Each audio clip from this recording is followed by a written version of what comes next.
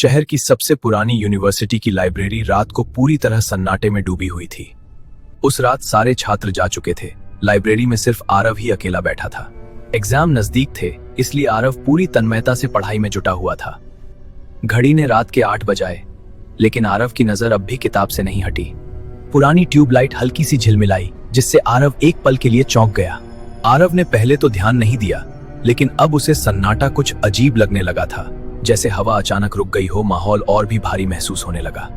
आरव ने जब एक और पन्ना पलटा, तभी उसे बहुत हल्की सी कोई आवाज सुनाई दी। चैप्टर 3। आरव अचानक रुक गया। उसने इधर उधर नजर दौड़ाई, लेकिन वहां कोई भी नहीं था।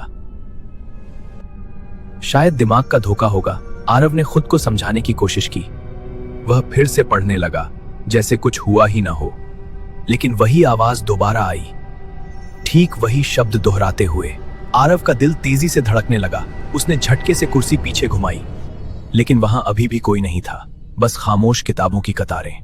आरव धीरे धीरे खड़ा हुआ। उसे समझ नहीं आ रहा था कि ये आवाजें उसके दिमाग में हैं या सच में कोई उसके पास है। वह किताबों की लंबी कतारों के बीच चुपचाप चलता रहा, जैसे हर शेल्फ के पीछे कोई छिपा हो। एक पल के लिए उसे लगा कि 2 शेल्फों के बीच कोई परछाई हिली। उसके कदम रुक गए और दिल तेजी से धड़कने लगा। ये क्या हो रहा है? उसने मन ही मन कहा, पर जवाब कहीं से नहीं आया। वह खुद को सामान्य दिखाने की कोशिश करते हुए वापस पढ़ाई वाले हिस्से में आया। उसने गहरी सांसें लेकर खुद को शांत करने की कोशिश की। जब वह अपनी टेबल पर लौटा तो किताबें बिखरी पड़ी थीं, जैसे उसने सच में भागने की कोशिश की हो। उसने एक किताब उठाई और सोचा कि शायद यही उसकी बेचैनी की वजह बनेगी। किताब का कवर हल्का चमक रहा था, जैसे वह उसे बुला रहा हो। उसने धीरे से किताब खोली, जिसके पन्नों पर समय की धूल जमी हुई थी। पन्नों पर बने अजीब निशान एक मंद रोशनी छोड़ रहे थे। आरव ने हैरानी से आंखें फैला दी। ऐसा तो किसी सामान्य किताब में नहीं होता। सुन रहे हो आरव? आरव के हाथ कांप गए। किताब लगभग गिर पड़ी। किताब के पन्ने खुद ब खुद पलटने लगे। आरव का शरीर जैसे जम गया था। वह बस देखता रह गया। टेक्स्ट हवा में तैर रहा था, जैसे किसी ने हवा पर शब्द लिख दिए हों। डरते डरते उसने उस चमकते शब्द को छुआ। जैसे ही उसकी उंगली लगी, एक हल्की नीली रोशनी फैल गई। लाइब्रेरी की लाइटें तेजी से टिमटिमाने लगी, जैसे कोई तूफान अंदर आ गया हो।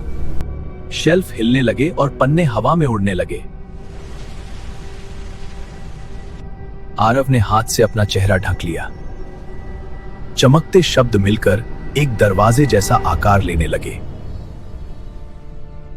आरव उस अजीब से दरवाजे को घूरता रह गया। दरवाजा जैसे हवा को खींच रहा था। टेबल पर रखी चीजें उसकी ओर सरकने लगीं। आरव ने खुद को पीछे खींचने की कोशिश की, लेकिन खिंचाव बढ़ रहा था। अचानक दरवाजा स्थिर हो गया और पहले से ज्यादा चमकने लगा। दरवाजे के अंदर एक परछाई उभरने लगी। आरव की आंखों में डर साफ झलक रहा था। वह परछाई धीरे धीरे बाहर आने लगी। इसका चेहरा अब भी अंधेरे में था। वह आरव के ठीक सामने आकर रुक गई। कमरा अचानक शांत हो गया। उसने हाथ उठाया, बिना कुछ कहे। आरव घबराकर एक कदम पीछे हट गया। अब परछाई का चेहरा उभर रहा था और वह आरव जैसा ही दिख रहा था। आरव की सांस रुक गई। वह खुद को ही देख रहा था। तुम्हारी कहानी अब शुरू होती है। दरवाजे से तेज रोशनी फूटी। एक झटके में आरव उस रोशनी में खींचने लगा। उसने कुछ पकड़ने की कोशिश की, लेकिन कुछ भी था ही नहीं। वह एक घूमते भंवर में गिरता चला गया। लाइब्रेरी की छवि धीरे धीरे पीछे धुंधली होती चली गई। अब वह एक सुनहरी सफेद दुनिया में तैर रहा था। चारों तरफ वही अजीब निशान तैर रहे थे। वह धीरे से एक चमकते पैटर्न वाले फर्श पर उतर आया। उसने अपना हाथ बढ़ाया। चलो, असली कहानी यहीं से शुरू होती है। आरव ने डर और उम्मीद के बीच अपना हाथ आगे बढ़ाया। कहानी यहीं खत्म नहीं हुई। यह तो बस शुरुआत थी।